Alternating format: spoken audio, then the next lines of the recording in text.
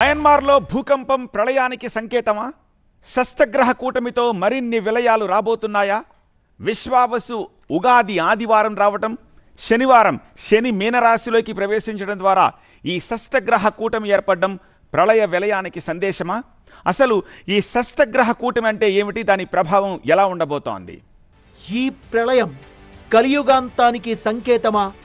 షడ్గ్రహ కూటమి వల్ల పొంచి ఉన్న ముప్పుకు ఇది జస్ట్ ట్రైలర్ మాత్రమేనా? మార్చి 29 తిథి ప్రకారం అమావాస్య, పైగా సూర్యగ్రహణం కూడా ఉంది. ఈ రెండు చాలవన్నట్టు రాత్రి 9:35 తర్వాత శని మీనరాశిలోకి ప్రవేశించడం ద్వారా షడ్గ్రహ కూటమి ఏర్పడుతుంది. సూర్యుడు, చంద్రుడు, బుధుడు, శుక్రుడు, శని, రాహువు ఈ 6 గ్రహాలు ఒకే కక్షలోకి వస్తాయి. ఆదివారం సాయంత్రం 4:30 వరకు షడ్గ్రహ కూటమి కొనసాగుతుంది. 6 గ్రహాల ఆఫ్టర్ ఎఫెక్ట్స్ మే 18 వరకు మామూలుగా ఉండవు. ముఖ్యంగా ఇక్కడ శని రాహువులు 3 నెలల పాటు మే 18 వరకు కూడా మీనరాశిలో ఉంటారు. దీని ప్రభావం చేత భూకంపాలు, దీంతో పాటు సునామీ వంటివి ఇబ్బందులు కొంత కనపడతాయి. యుద్ధ భయాలు పెరిగేటువంటి స్థితి ఉన్నది.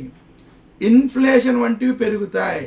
చంద్రుడు మీనరాశిలో బుధుడి ప్రభావం అంతగా లేదు కాబట్టి షడ్గ్రహ కూటమి అంత బలమైంది కాదనే మరో వాదన ఉంది. కానీ షడ్గ్రహ కూటమిని లైట్ తీసుకోవద్దని గతంలో జరిగిన విలయాలను, ప్రళయాలను అందుకు నిదర్శనంగా చూపిస్తున్నారు కొంతమంది.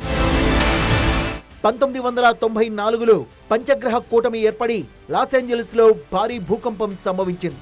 2000వ సంవత్సరంలో షడ్గ్రహ కూటమి ఏర్పడింది. ఇండోనేషియాలో భూకంపం వచ్చింది.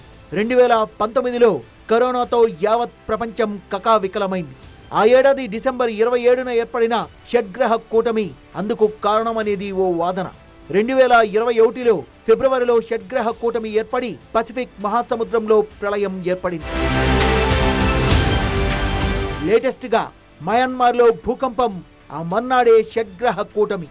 పొంచి ఉన్న ముప్పుకు ఇది టీజర్ మాత్రమే. అంతకు మించి విలయాలు ఖాయమని, ముఖ్యంగా మీనరాశి వారికి ప్రమాదమని సోషల్ మీడియాలో పుకార్లు షికారు చేస్తున్నాయి. అంతేకాదు, ఉగాది ఆదివారం రావడం వల్ల యుద్ధాలు పెరిగే అవకాశం ఉందని, ప్రభుత్వాధినేతలకు ప్రమాదమనే ప్రచారాలు హోరెత్తాయి. ఇదంతా ఒకవైపు, మరి రెండో వైపు సైన్స్ ఏమంటోంది? నిజంగా షడ్గ్రహ కూటమి ప్రళయ సంకేతమా, లేక ఖగోళ పరిణామ క్రమంలో రొటీన్ ప్రక్రియ మాత్రమేనా? మయన్మార్ భూకంపం జస్ట్ కాకతాళీయమా?